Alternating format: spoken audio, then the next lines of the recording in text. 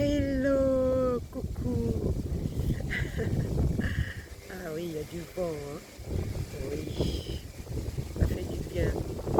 De respirer, de respirer, de respirer, respirer, qui devient du luxe, ça devient très sérieux, hein. Maintenant, on n'aura plus le droit de sortir sans, sans un masque, hein. Ça se généralise. Ah là là, ça devient vraiment sérieux. Et alors, avec ça, on continue à croire qu'il y a quelque chose de normal là-dedans, hein? que, que ceux qui nous dirigent nous veulent du bien, ils font ça pour notre bien. Alors qu'il fait, ici par exemple, il fait 36 degrés, il fait chaud, que le virus a pratiquement disparu. Il y a presque plus de cas dans certaines régions. Et là, on nous dit de généraliser le port du masque. Attends, dans quel monde vivons-nous? Dans quel monde vivons-nous? Ça devient vraiment sérieux, hein? Ça devient vraiment sérieux. En fait, on a l'impression qu'ils ne se cachent plus, ils ne cachent plus leurs intentions cachées. Enfin, bref, je n'ai pas vraiment envie de discuter de ça parce que pour moi, c'est pas vraiment ça qui est le plus important dans le quotidien. Je sais que je suis née libre. Je ne suis pas venue dans ce monde. Je ne suis pas venue en ce monde pour être l'esclave de qui que ce soit. J'ai jamais voulu comme, comme on pose quoi que ce soit. Et c'est pas aujourd'hui que ça va commencer. Donc, je me prépare à payer les contraventions, hein. Mais je reste libre de respirer l'air librement. Je reste libre de respirer l'air librement. Et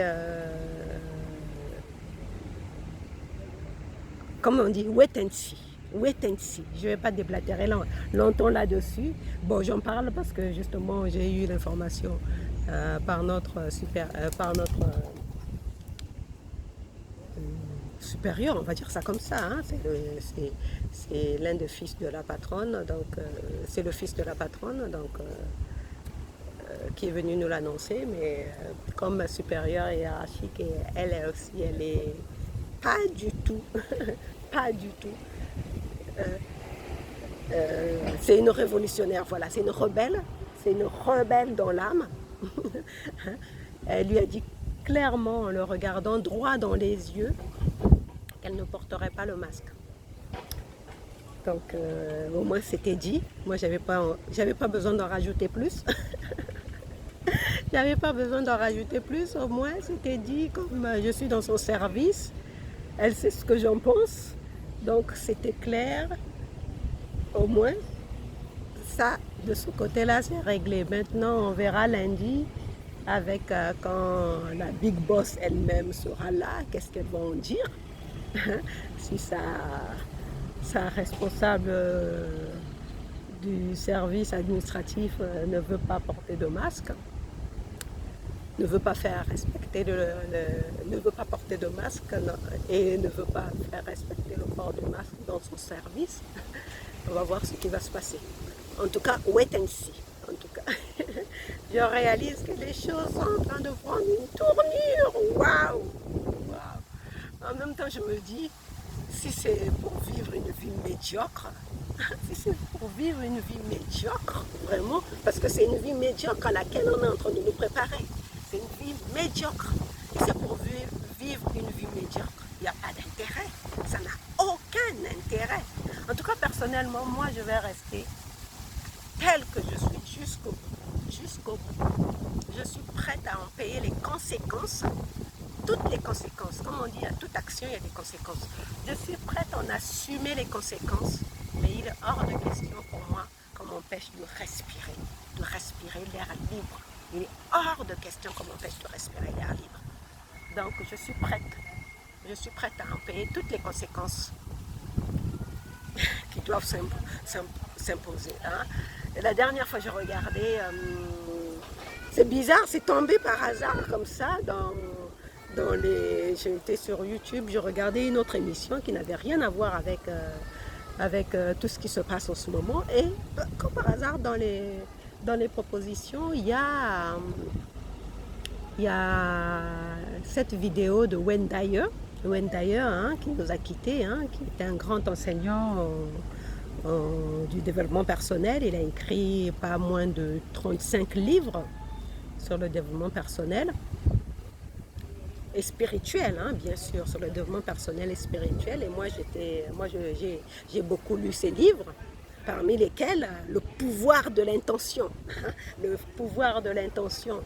Donc, et le pouvoir de l'intention, ça rappelle tout simplement la foi. Hein. La foi, pour moi, c'est ça la foi. Quand on parle de foi, c'est l'intention que tu as d'atteindre un but.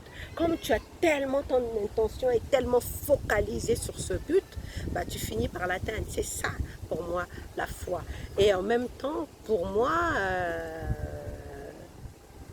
voilà, donc moi j'ai beaucoup lu ces livres de Wayne Dyer et c'est ça qui m'a aussi beaucoup,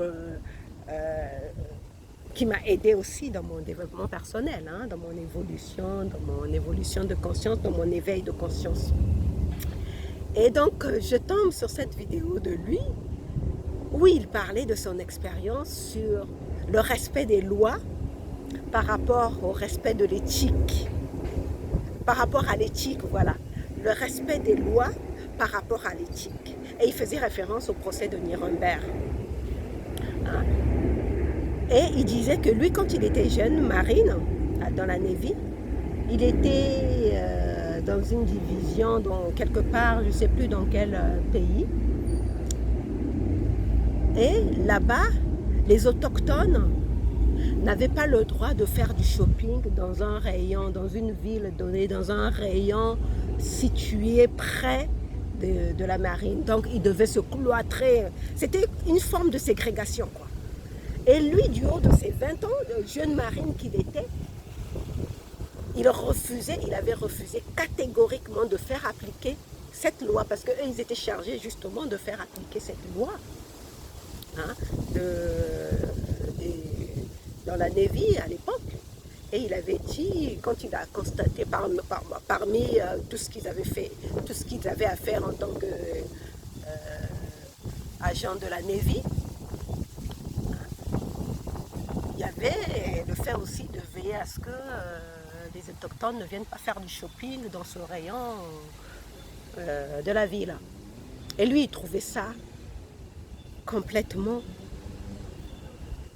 même si c'était la loi, pour lui, même si c'était la loi, il était hors de question pour lui de faire appliquer cette loi. Ça n'avait pas de sens pour lui. On est tous là, il y a des magasins, il y a juste une certaine population qui doit rentrer dans ces magasins et pas une autre population. Ça veut dire quoi ça? Il n'était pas du tout d'accord. Et il a bravé l'autorité de ses supérieurs hiérarchiques. Il leur a dit, moi je ne vais pas faire respecter cette loi. Moi si des gens viennent me voir pour faire des courses, veulent venir faire, moi je ne vais pas les interdire, je ne vais pas les empêcher, je ne ferai pas du tout respecter cette loi. Je ne rentre pas dans je n'accepte pas cette loi tout simplement. Il n'a pas voulu respecter cette loi. Donc je ne sais pas s'il a eu une sanction par rapport à ça. Donc ce qu'il a fait, il a écrit à l'époque, je crois que c'était Kennedy qui était président, ou je ne sais plus qui était président à l'époque. En tout cas, il a écrit à chaque hiérarchie. Dans la vidéo, il disait que la procédure a duré quelques semaines, le temps qu'on lui réponde. Et finalement, il a eu gain de cause. Cette loi a été abolie et finalement, les autochtones pouvaient venir faire du shopping là où, dans ce rayon, dans cet espace-là, dans ce rayon de la ville. Et il concluait en disant, c'est bien beau de respecter une loi, c'est bien beau de respecter la loi, mais quand elle n'est pas éthique, quand elle est inique, après tout, au procès de Nuremberg, justement, il faisait référence, parce que c'est eux qui avaient traduit les nazis de l'époque dans la cour à Nuremberg, au procès de Nuremberg. Donc, il disait que Après tout, au procès de Nuremberg, on a condamné ces nazis-là parce que ces nazis s'étaient défendus en disant qu'ils ne faisaient que respecter la loi. Mais qu'est-ce qu'on a dit au procès de Nuremberg? Au procès de Nuremberg, on leur a dit, bah non, vous avez le droit de ne pas appliquer, de ne pas suivre des ordres qui violent l'intégrité d'un être humain. Et est-ce que c'est pas ce qui se passe en ce moment? Est-ce qu'on ne nous empêche pas de respirer en ce moment? On est en train de violer notre intégrité, notre droit le plus fondamental, celui de respirer. Est-ce que c'est pas ce qui se passe en ce moment? Alors s'il y a encore des gens qui dorment, qui croient qu'on nous veut du bien en prenant toutes ces dispositions-là, ben, il est peut-être temps de se réveiller. Hein? Cette vidéo ne va pas être longue parce que ça parlait de ça. Il est peut-être temps de se réveiller parce que moi, personnellement, moi, ce n'est pas un monde que j'ai envie de laisser à la descendance. Moi, je ne veux pas être parmi ceux qui auront laissé un tel monde à la postérité, hein, aux générations futures, en leur disant voilà l'héritage qu'on vous a laissé, porter des masques H24. Non, moi je ne veux pas faire partie de cela. Moi je veux faire partie de ceux qui, comme Rosa Parks, ont refusé d'obéir à une loi inique. Hein, d'ailleurs, dans la vidéo de Wayne Dyer, il parlait de Rosa Parks. Il disait que Rosa Parks, justement, ce jour-là, elle était fatiguée, elle en avait marre. Elle s'est dit, c'est vrai, donc tous les gens dans le bus voyaient cette noire qui était en train d'aller s'asseoir, parce qu'il n'y avait plus de place certainement, je ne sais plus exactement quelle était l'histoire, peut-être parce qu'il n'y avait plus de place là où il y avait des noirs, mais aller s'asseoir à la place réservée aux blancs dans le bus. Tout le monde l'a regardée, l'air de dire, mais qu'est-ce qu'elle est en train de faire? Et elle est allée s'asseoir. Et elle a refusé. Et aujourd'hui, c'est une figure.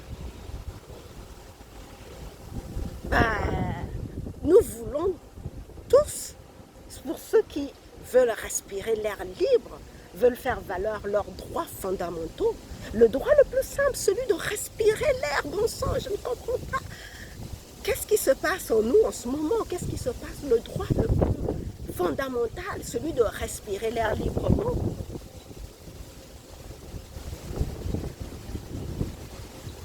Il est peut-être temps pour nous de questionner ce qui se passe réellement, de questionner ce qui se passe réellement. Pourquoi on nous empêche de respirer alors qu'il fait 36 degrés? Hein? En tout cas, pour ma part, je ne veux pas faire partie de ceux qui vont laisser un héritage aussi médiocre à la descendance. Je refuse catégoriquement de faire partie de ceux qui vont écrire cette page médiocre de l'histoire de l'humanité. Et je suis prête à en assumer les conséquences. En tout cas, je suis née libre. Je suis née libre. Et je vivrai. Et je mourrai libre. Et j'en assumerai les conséquences de ce choix. Je vais assumer les conséquences de ce choix. Voilà. Je prends soin de toi et écoute ton cœur. Ne te laisse pas guider. Ne te laisse pas diriger par la peur. Choisis ce que te dit ton cœur. Écoute ton cœur. Que te dit ton cœur? Écoute ton cœur. La peur n'a jamais été une bonne conseillère. Jamais. Depuis la nuit des temps, la peur n'a jamais été une bonne conseillère. Alors, écoute ton cœur et prends la décision qui te convient le mieux. En tout cas, moi, mon choix est fait. Wait and see. Wait and see. Peut-être que c'est la dernière vidéo que je vais faire à l'extérieur parce que peut-être que la police va venir m'embêter, vous faire une saisie, j'en sais rien. Mais toujours est-il que j'ai fait mon choix. Mon choix est clair. Mon choix est clair. Prends soin de toi. À bientôt. À demain pour un autre lit solo. Bisous. Ciao.